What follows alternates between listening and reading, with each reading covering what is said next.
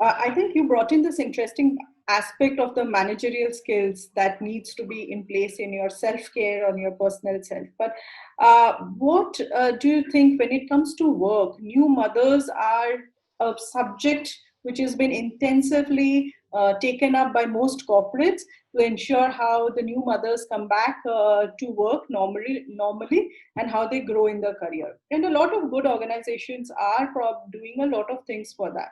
But I don't think that we have made any skyrocket changes in this space, because our numbers are still Uh, very less in terms of traction, that new mothers coming back to their career, or the career within a certain time. So what Correct. is your take on this, which is basically new mother and the work environment or the work element?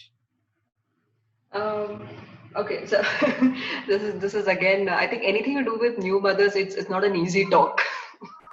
So first of all, I'm getting pensive remembering my own time of when I had to get back to work and what is it that I faced. At the same time, while I'm recollecting that experience, I'm also remembering what many clients told me. So there was this one particular lady who said she was reading a Forbes magazine and she saw a woman CEO return to work within 11th day of having delivered her child, and she said that was so inspirational. Then she read the next line and she started laughing. And I said, okay, what was it? What was there in the next line? And she says, I would finish a meeting and then walk next door to feed my child.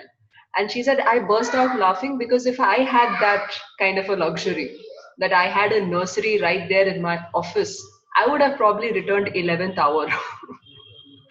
And I started laughing, like, okay, she was exaggerating 11th hour, I understand that. But I realized the kind of perks that we provide really is very hierarchically placed. The higher up you are, you are able to create solutions for yourself. But the lower down you are, you have to depend on what that particular system is providing you, right? And very interestingly, suddenly cost effectiveness becomes an interesting idea that people are trying to jostle. Ki, how do you explain the cost of a nursery? And very interestingly, this will only come if the women are talking about. There are so many men out there who are also sitting in the same system. They also have children back home, and it never occurred to any of them, right? And this is what I'm speaking about in terms of solutions. It becomes cost effective when you're trying to look at a woman and you're trying to say that, okay, women folk, and we want to provide a nursery or we want to provide something else, so they can be at peace or at rest. But this question has never come up before. That means you have to sit back and think that this is a skewed environment you are catering to. You are catering to a very skewed environment where if you are a male, and even if you are a father, it's not going to bother your work life. But the minute you are a woman and you now choose to be a mother, it will be bothered, depending on where you are on the societal hierarchy. Then you were speaking about how women have to answer certain very difficult questions. They almost have to justify why they are going to work. And then some of my clients don't mince their words. So they say something like, my husband in fact told me the amount you're spending on the cab, the amount you're spending on the nanny, the amount you are otherwise spending on daycare when the nanny is not around does not justify the amount you're making at the job. So kindly sit at home, we might actually save more money. And she's like, that's so wrong, because my job is not simply something that gives me money or financial independence, but it is also an expression of who I am. And it's very unfortunate. It's very unfortunate that if you are not the primary breadwinner, or if you are not in the lower socioeconomic strata where every paisa counts, it is not all right to leave your kid behind. It's not all right to leave your child behind. I think here also is a place where we have to give that freedom to the woman, and where people in the family have to accept and understand that if she's saying she wants to return to her job, then it may not necessarily be for money. It could be for some other passion or some other meaning or purpose. And her purpose and meaning, I'm so sorry, I have met mothers, I'm a mother myself, does not become your child.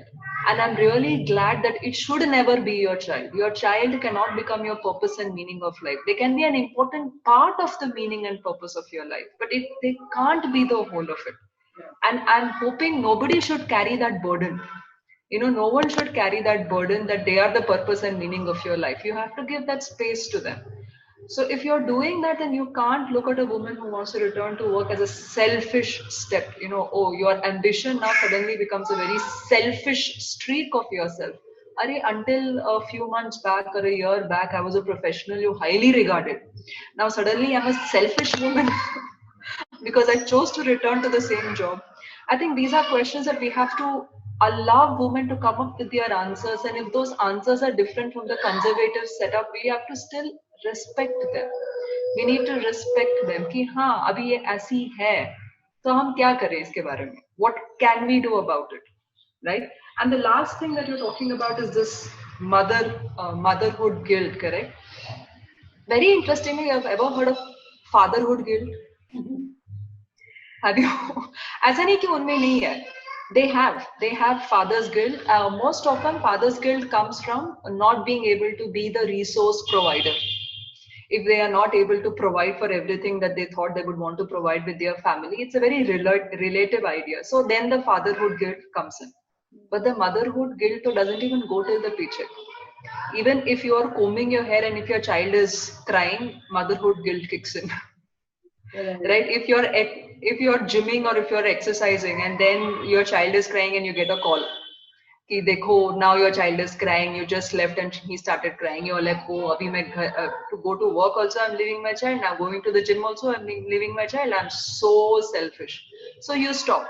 So motherhood guilt kicks in faster perhaps and very very strongly, and for every small reason. Say if you're watching, if you had thought that you're going to see so many videos and help your child with a particular concept, and if you have not done that, motherhood guilt kicks in again. Right? So this is where we have to help again women realize to draw boundaries. Saying I love you begins with I.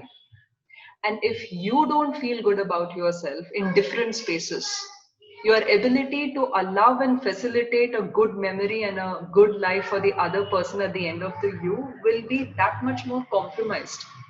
Right? And again, these solutions need to be given to her.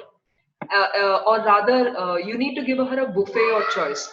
Go back to your own experiences, Sharmishta. How many times would have people seen you say, "Arey, ab to tumhara beta has become 2 years old. Still, you are carrying around that weight." My goodness.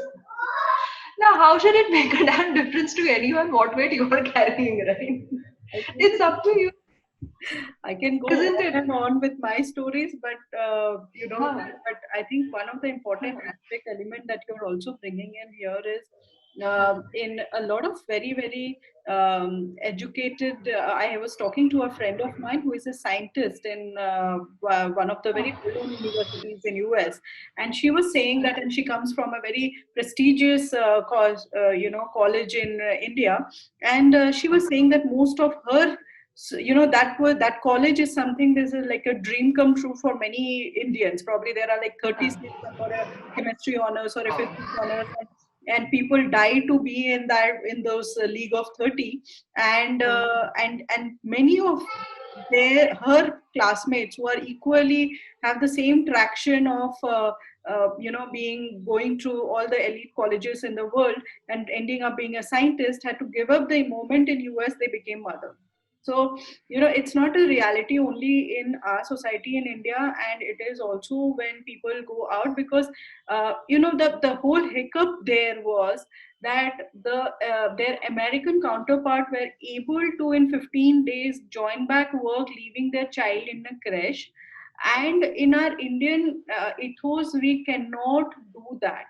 So it cannot, we cannot happen. So it is such a, and it is not just in our society or our way. We take that, like one of the discussion I was having, that we take our culture with us wherever we travel. And like you just mentioned, that there is no right or wrong way. And and that guilt kicking in, it's not like they have left such a premium opportunities. There is a less guilt, but they're under tremendous pressure for that. So I think like you just mentioned, that finding your solution, and it's not an advice that why they have not gone this versus that, but I think finding a solution and making certain level of balances where you may not be as productive, but not again not losing the meaning of your own life and your own self, or things that has made you who you are till now, to go away completely or wash out with the motherhood. I think that's the Yes. important element that you brought in here.